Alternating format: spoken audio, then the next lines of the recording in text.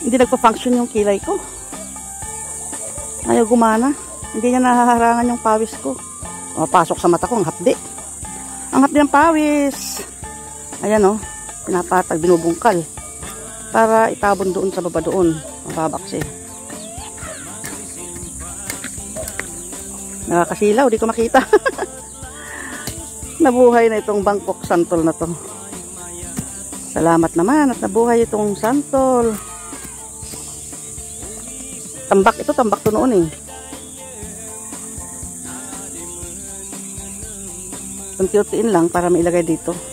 Gandun, sa malayo na yun. Lolo, may butas dyan ha. Kanina makita ko butas. Ikaw taga ano kaya? Taga Bareta. Ako taga ganyan.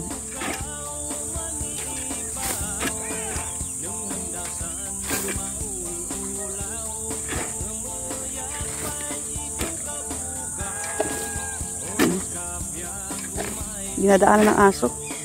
Dapat talaga tabunan yung gilid ng ng net. Inaangat eh. Inaangat ng aso. Pinipilit niyang dumaan dyan para makapasok. Huwag lang pusa. Ang hapdi ng ng pawis ko. Hapdi sa mata.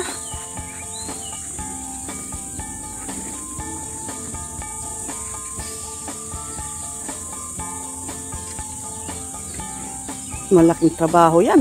Ang dami niya no, ang haba.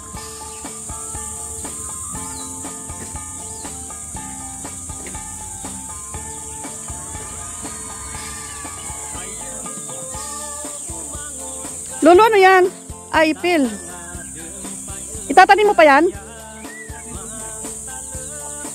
Diyan kaya sa gilid ng pader, ng bakod? Ha? Hindi na mabubuhay?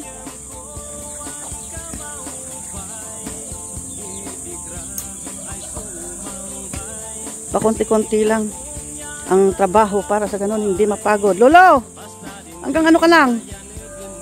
8:30. 9, hanggang 9. 7:45 pa lang eh.